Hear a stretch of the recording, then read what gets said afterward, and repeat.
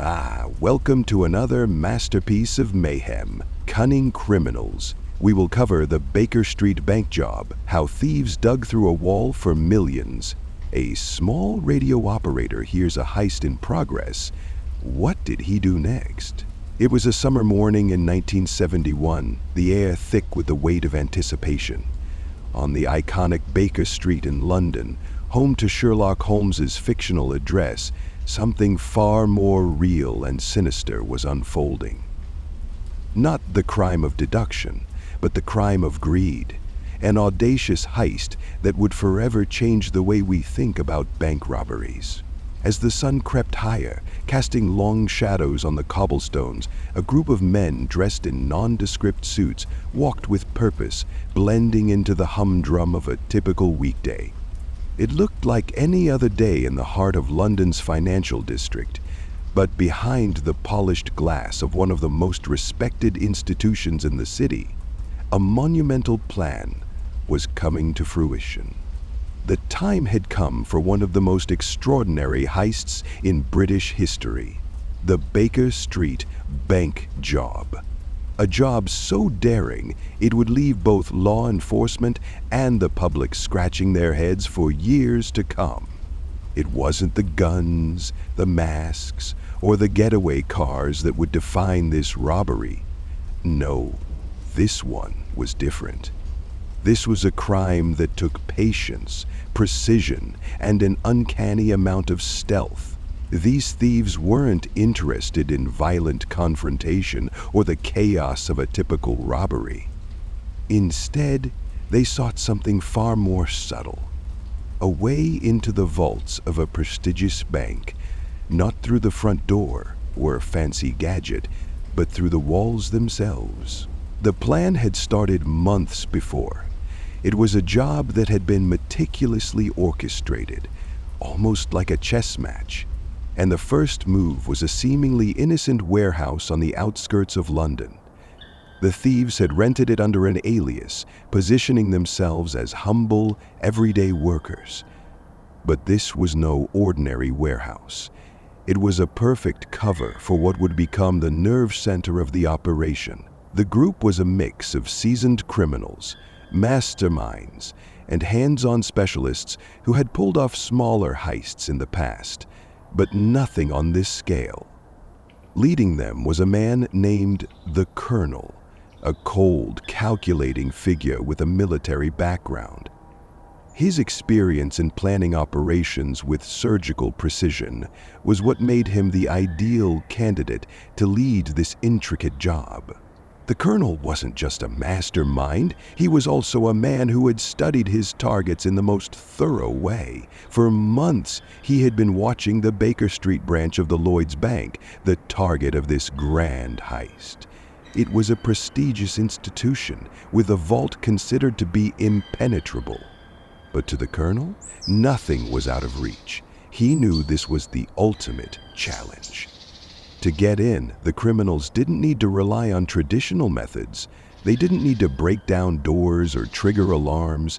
Instead, they used their heads. And what they had at their disposal was something unexpected: the walls. The vaults of the bank were reinforced with steel, and the entry points were protected by the latest security measures. But the walls? They were just ordinary brick. The thieves had studied the layout of the bank in excruciating detail. They knew that if they could access the space directly behind the vaults, they might be able to dig through the wall and bypass all of the security features. But how could they do that without drawing attention? As days turned into weeks, the team put their plan into motion. They gathered the necessary equipment, tools that would help them cut through the brick and steel. But there was one problem. The bank had a basement, and the basement was not easily accessible. The only way in was through the back of the building, a narrow alleyway that led to a small, inconspicuous door. For weeks, they observed the comings and goings of the bank's employees, timing their movements to perfection. They noticed when the cleaning crews arrived, when the deliveries came in, and when the staff members left for lunch. Every detail was scrutinized. The team knew they couldn't afford a single slip-up. One evening, when the streets were quieter than usual, the thieves made their move. They arrived at the back of the bank, in a dark alley where they were unlikely to be spotted. A single van, covered in shadows, sat at the entrance waiting.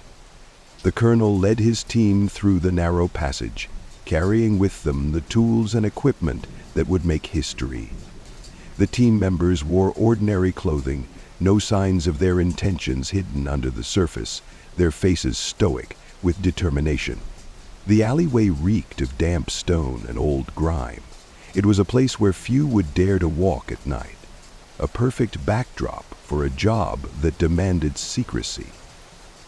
At the entrance of the basement door, the thieves set up their equipment, careful not to make any sound that could give away their presence. The colonel, ever the tactician, had instructed his men to work quietly and swiftly. They had a small window of time to carry out the operation, and they couldn't afford to waste a second. With steady hands, they set to work. The sound of drills cutting into stone was muffled by the thick walls around them, but the tension in the air was palpable. The team worked like clockwork, their movements synchronized, their focus unwavering. The door to the basement creaked open with the slightest push, revealing the dark, damp space beyond. They crept inside.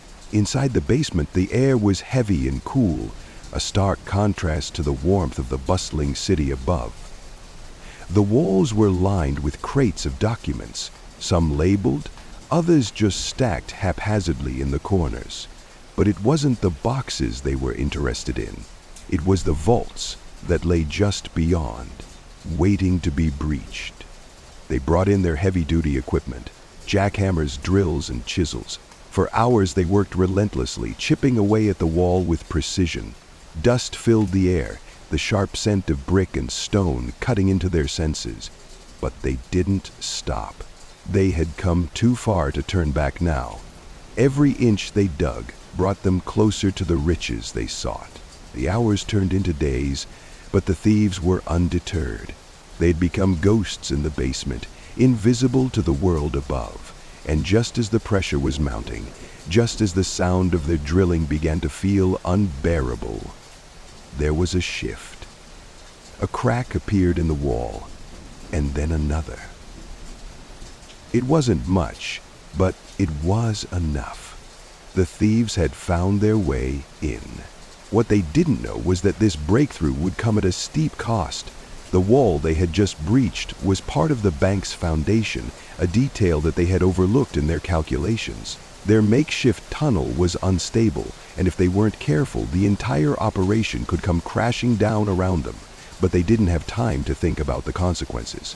The vaults were now within their reach. As they dug deeper, a sense of dread began to creep into their minds. They were so close, but so far. They knew the risks, but they also knew the reward. The deeper they went, the louder the hum of the drills seemed to resonate, echoing in the dark, subterranean space. Each strike felt like a countdown, each moment pushing them closer to the point of no return. Would they make it in time?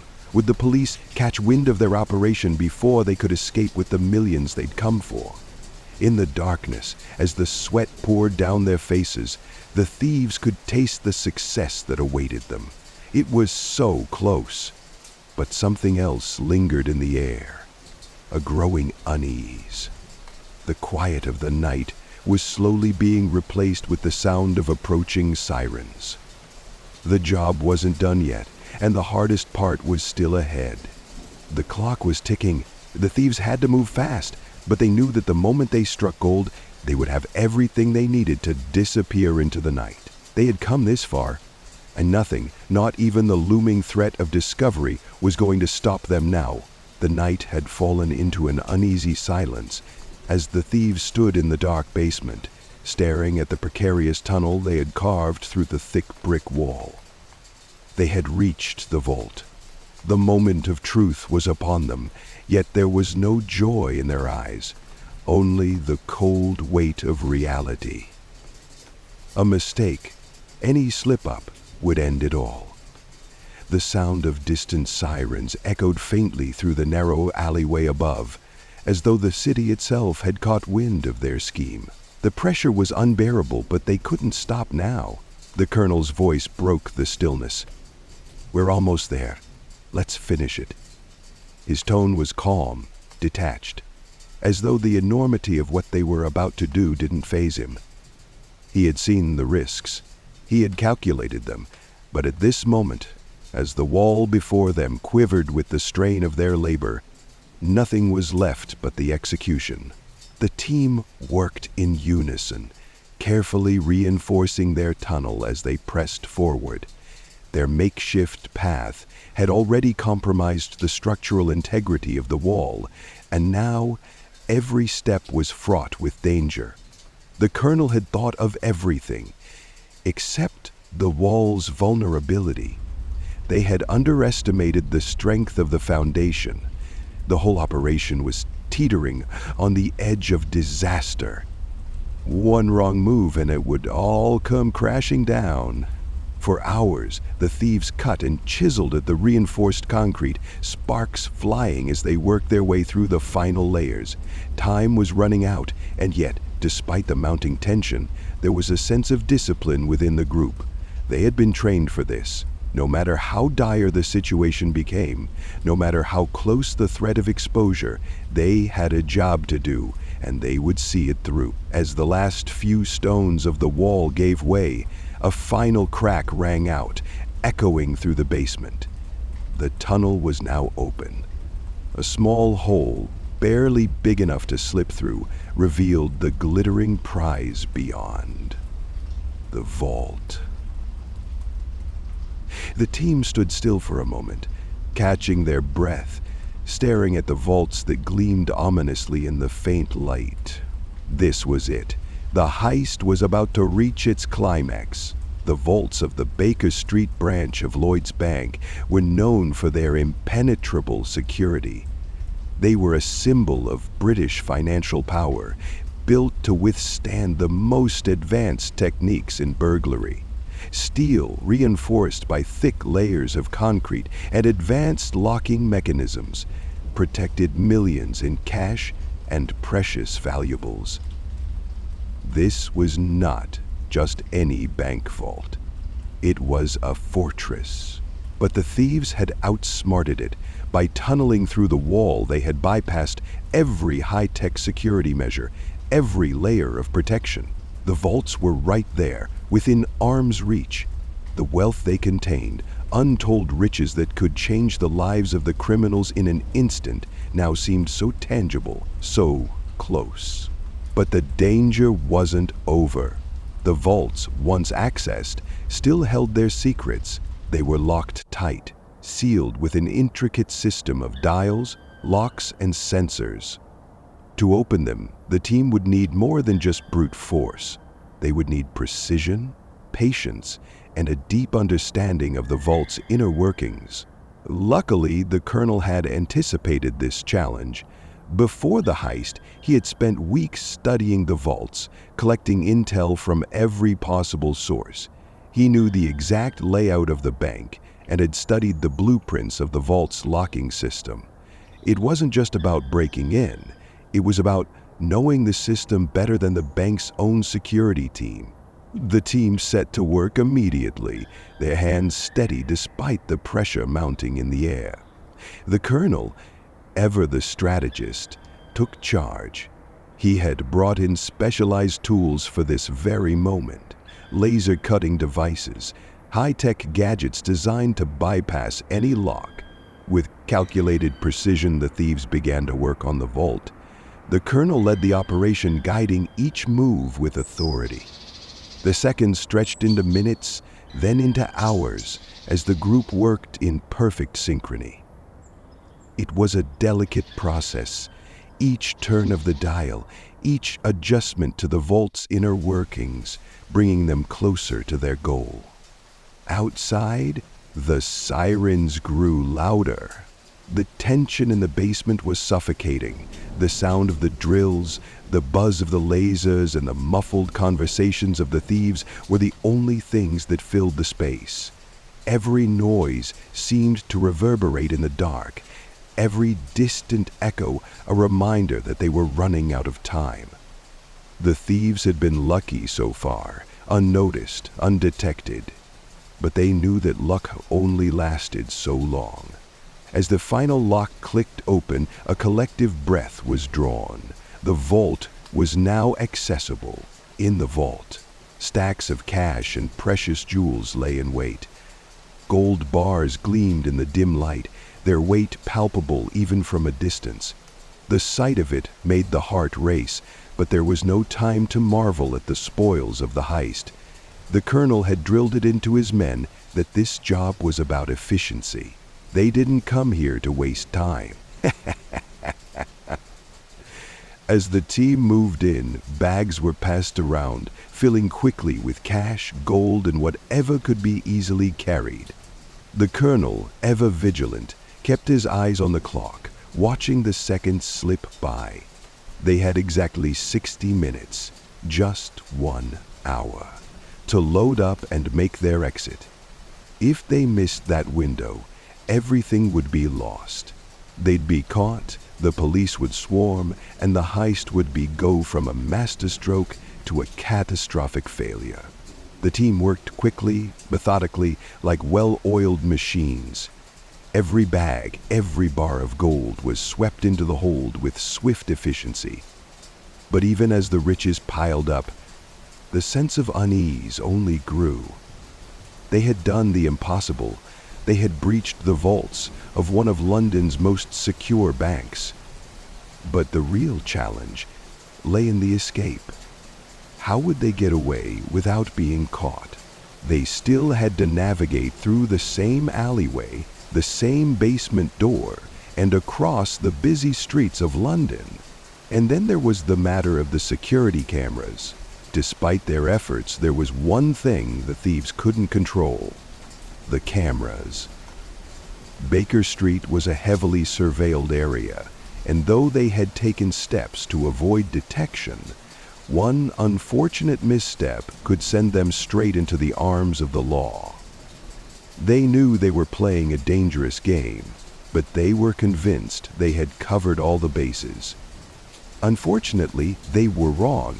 Unbeknownst to the team, the bank's security system had detected a disturbance in its network. When they breached the vault, they triggered an alarm in a remote security room far from the action, one that no one had noticed. The police, alerted by an automated system, were already en route. The thieves had less than 30 minutes to make their escape. Every second counted. Just as they finished loading the last of the stolen goods, the first sign of trouble appeared.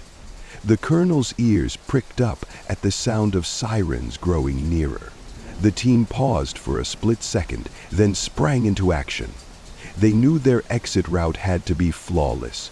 The van was already parked in the alley, waiting, but the path back to the street was far from clear. The slightest mistake could lead to their capture. With the bags of cash and gold in hand, the team moved swiftly through the basement, out into the alleyway. The colonel was the first to make a move, his eyes darting around, checking every corner. They moved like shadows, quick and silent. But their luck was about to run out. A patrol car had already turned onto Baker Street, its flashing lights cutting through the quiet night. The thieves knew they had to make their move now or be trapped. The final moments were a blur of chaos. As the team sprinted toward the van, the sound of the police sirens reached a deafening crescendo. The van's engine roared to life, but as the thieves piled inside, they realized the last part of their plan had failed. The alleyway was blocked. The police had arrived. The Baker Street Bank job would go down in history, not just for its audacity, but for its near perfection. The thieves had executed every step of the plan with precision. They had beaten the vaults, bypassed the latest security measures, and loaded up with millions in cash and jewels. But in the end, it wasn't enough. Despite their impeccable planning, they underestimated one thing: time.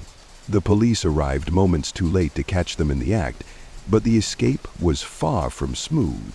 The colonel and his team had executed a brilliant heist, but fate had different plans.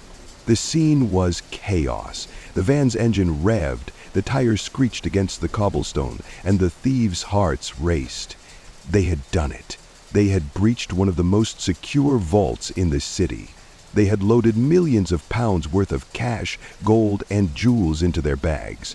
But now, with the alleyway blocked by a police car, the impossible had become clear. They were trapped. Their escape was no longer certain. The colonel, always the calm leader, quickly assessed the situation. Time was no longer on their side. He turned to his men with a steely determination in his eyes. "Move! Now!" he barked. He was a man who never panicked, but the urgency was unmistakable. He had led the team through every obstacle so far, but now they faced the biggest challenge yet, escaping the eyes of the law. The alleyway behind the Baker Street Bank had always been their planned exit. It was narrow, isolated, and quiet enough to make a clean getaway. But now, with the police car blocking their path, that route was cut off. The only option was to go back to the street, into the bustling crowds of London, where, with every step, they risked being seen, being identified, and being caught. With a collective breath, the team made their decision. They had one chance to make it to the van and escape before the police realized what was happening. The van was parked at the end of the alley, a few hundred meters from the entrance to Baker Street, but the path was now more dangerous than they had anticipated.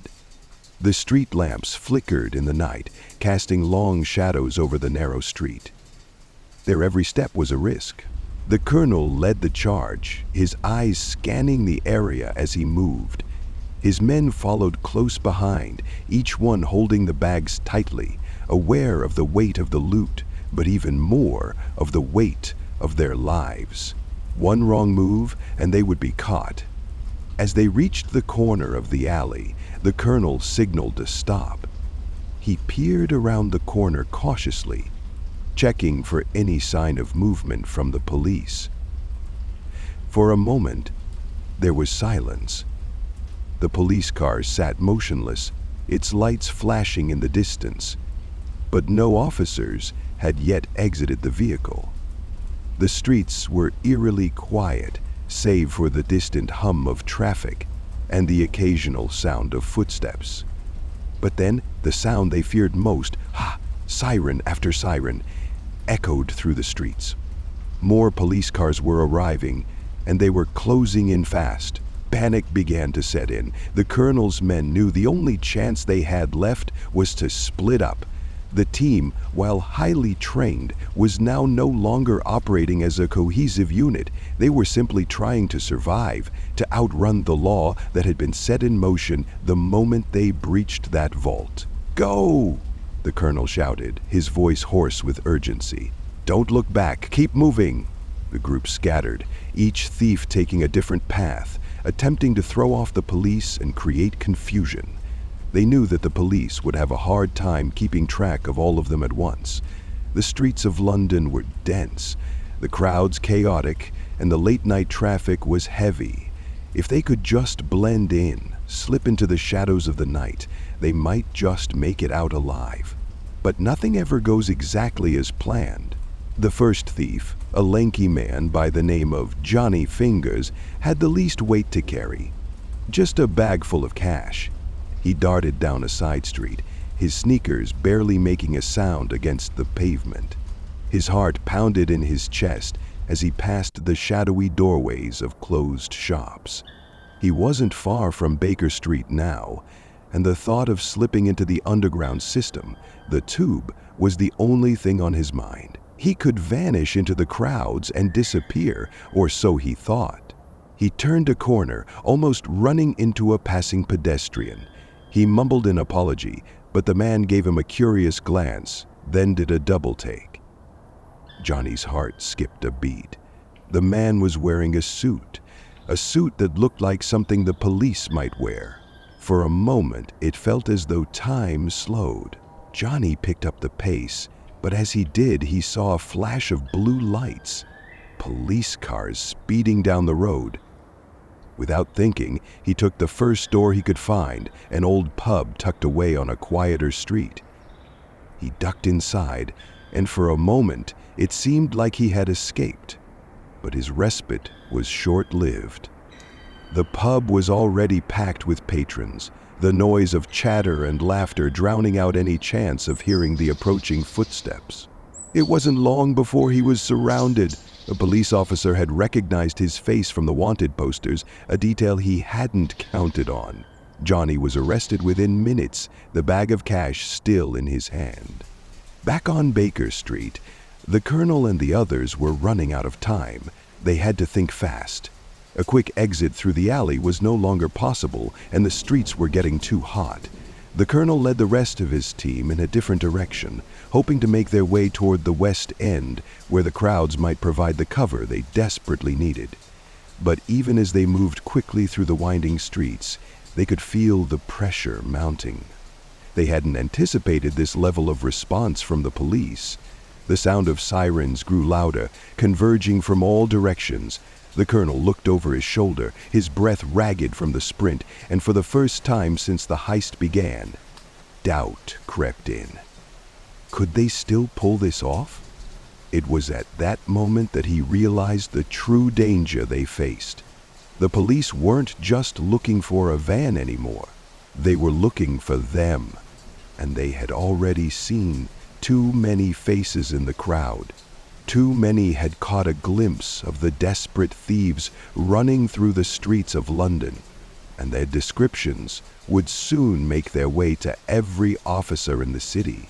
The Colonel didn't give up hope, though. He had one last card to play. His escape route had always been through the Tube. The vast underground system of London, crisscrossing beneath the city, was a maze that could swallow a person whole. If they could just get to the station, they could disappear into the network, maybe even switch trains, change their appearance, anything to bide them time. The team made their way toward the nearest entrance, hidden between two narrow alleys. As they neared the entrance to the underground, their worst nightmare materialized before them. A plainclothes officer stood near the stairwell, scanning the faces of passers-by. The Colonel froze, the weight of the situation sinking in. They couldn't go down there now, not with the police so close. They had no choice but to make a run for it, but the odds were closing in. It was in that split second of indecision that the police moved in. The final moments were a blur of chaos. The remaining thieves scattered in all directions, running down side streets, through alleyways, into shops, desperately trying to outrun the ever-tightening net. But no matter how fast they ran, no matter how far they tried to go, it wasn't enough. In the end, the Baker Street Bank job was foiled not by a lack of planning, not by a lack of execution, but by sheer bad luck. Despite pulling off one of the most audacious and brilliantly executed heists in British history, the thieves were caught. Some were arrested on the spot, others caught after an intense manhunt, their faces plastered on newspapers, their fate sealed. The aftermath was just as chaotic. While the police had managed to apprehend the majority of the thieves, the loot from the heist, millions in cash, gold, and jewels, was never fully recovered. Some of the criminals had managed to hide their share before being caught, leaving the authorities with only a fraction of what had been stolen. The legend of the Baker Street Bank job would live on in infamy, but its true resolution would remain shrouded in mystery. The Colonel, the mastermind, was never found. He vanished into the shadows of London, a ghost who had pulled off a crime so complex and daring that it would be remembered for years to come. The stolen wealth, the bravado of the plan, the cunning of the thieves, all of it became a part of London's folklore. And though many of the men involved were sentenced to long prison terms, the question remained: was the Colonel the real genius behind the crime, Or was he merely the figurehead of a much larger and more elusive network? The Baker Street Bank job, one of the most audacious crimes in British history, ended with as much mystery as it began, a heist that was nearly flawless until the very end. A reminder that even the perfect plan can be undone by fate, and that no matter how many steps ahead you think you are, you can never fully escape the watchful eyes of the law.